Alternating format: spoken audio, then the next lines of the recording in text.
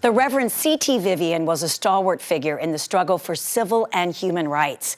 His life's work would advance a number of social and economic causes, most notably the passage of the 1965 Voting Rights Bill.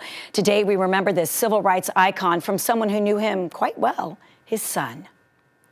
Al, thank you so much for being with us as we celebrate yet another Dr. Martin Luther King Jr. holiday.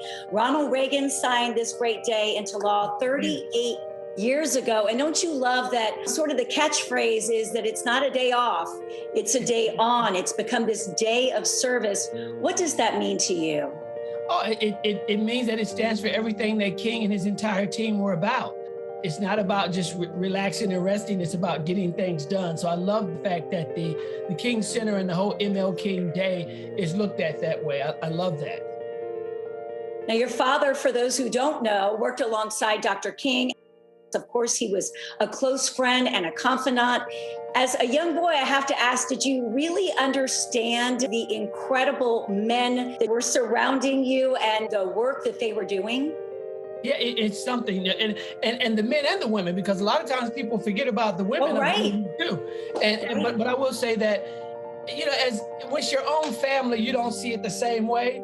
I looked at King that way, but I didn't look at first at Dad and the others. It wasn't until later in reflection that I learned to look at them for what they really, really were. I look at them now, the movement, King's team, as the fathers and the mothers of democracy in America. And I say that because when millions of people are denied access, the right to the vote, that's not democracy. So we had the founding fathers, but they were the founding fathers and mothers of democracy. They created a full democracy, because before that, we were not that until the Voting Rights Bill was signed into law. And the fact that they did that without firing a single bullet or throwing a single punch, they did it with love. That's just huge to me. Is there a specific memory that really just resonates with you, something that you always draw upon for strength, or just it's just a powerful memory? Yeah, I think for me, the most powerful, the confrontation between Dad and Sheriff Clark on the courthouse steps when he was registering people to vote and was being denied. What I really like about that scene, and this is something that the vast majority of people missed, in fact, I missed it for decades, is that in that confrontation, that verbal confrontation, Dad says to Sheriff Clark at one point, he says, "You're not as evil a man as you act." And most missed that. I missed that. What he was saying is that you're better than this. Right. He was saying, I see the humanity in you. Even though Sheriff Clark was denying Dad his humanity, Dad was saying, I see the humanity in you, and you don't have to do this. You're actually better than this. Andy Young said that single event, Dad taking on Sheriff Clark, did more to get the Voting Rights Bill signed into law than any other single event before that. Dr. King called him the greatest preacher to ever live. What do you think it is about him, or was about him, that really connected him to people? As a person of faith, myself, I believe that if you allow God's light to shine through you, it brings people in. And that's just who Dad was and what he did. The first time I heard that King said, you know, that Dad was the greatest preacher that ever lived, and it's funny because first I heard that he said that Dad was the greatest preacher he ever heard. And I said, oh, that's huge, you know. Right. But then hearing that he said that ever lived, it's like, whoa, that's wow. Right, yeah, that's a tagline right there. Exactly.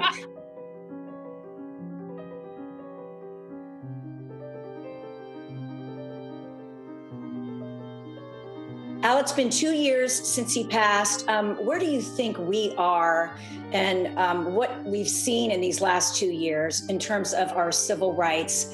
How far do you feel like we've come? So, you know, it's kind of like that opening line of the old Dickens tale, A Tale of Two Cities. It was the best of times, it was the worst of times. Right. I can say that my mayor, my congresswoman, my senator, and my vice president are all African American. For me to be able to say that in a nation where when I was born, I had no civil rights. that's huge progress. So that's the best of times.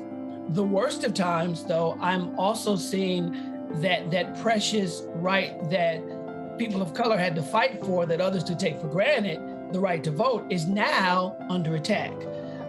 Voter suppression laws all over the place. That's very sad. That's disheartening, especially when people say they believe in democracy, but allowing democracy to be stolen. That's a hard thing to watch. But as a former Army captain who's a lover of the Constitution and a lover of this nation, I believe that we will rise above that and fix that. But until we do, it's going to happen.